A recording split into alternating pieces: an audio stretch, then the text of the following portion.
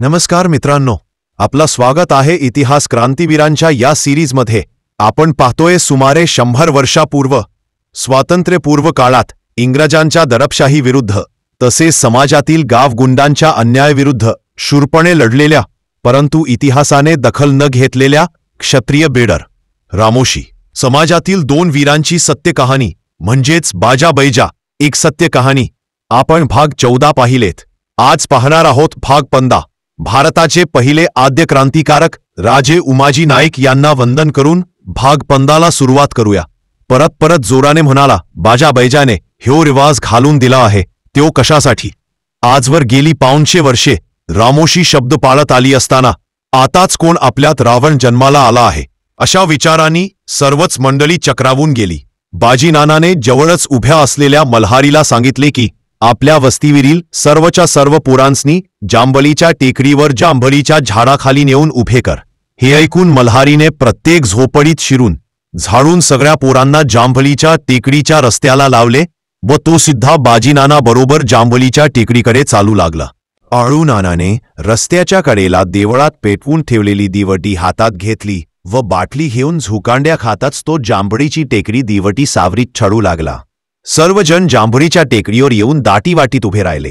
बाजीनानाने टेकाट चढून पोरांच्याकडे तोंड करून धोंड्यावस बसून मल्हारीला म्हणाला, एक एक पोरग माझ्या पुढे जाणून उभे कर। हे ऐकल्यावर मल्हारीने प्रत्येक पोराला बाजीनाना समोर एकवर एक आणून उभे केले।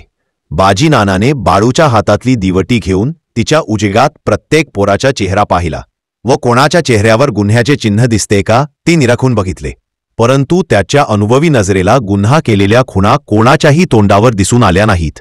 त्यामुळे तो चांगलाच बुचकळ्यात पडल्यागत झाला। वाढलेली दाढी खराखरा खाजवीत तो जरा वेळ विचार करीत बसला। आता रात्रीचे 11 वाजायला आले होते। चंद्र आभाळात चांगला मध्यावर येऊन ठेपला होता।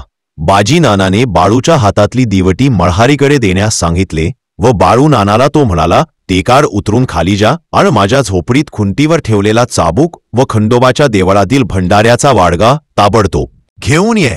असे म्हणताच टेकडीवर उभे राहिलेल्या सगळ्या पोरांच्या काळजाचे पाणी झाले। परंतु आता काही विलाज नव्हता। गुन्हा साबित झाला तर त्या गुन्हेगाराला चाबकाने फोडून कातडी लोंबेपर्यंत शिक्षा बाजाबाईजाने बजावून ठेवली होती। नुकसान खिंडीतल्या सगळ्याच रामोशांनी मिळून त्याची भरपाई देण्याचा रिवाज बाजाबाईजाने घालून ठेवला होता। बाळूला बाजीनानाचा हुकूम मिळताच तो तरातरा पावले टाकत झोकांड्या खात टेकाड उतरला व रस्ता ओलांडून बाजीनानाच्या झोपडीत शिरला। त्याने खुंटीवरचा चाबूक घेऊन खांद्यावर टाकून लागलीच झोपडीच्या बाहेर आला। खंडोबाच्या देवळात जाऊन भंडाऱ्याने भरलेला वाडगा हातात घेतला।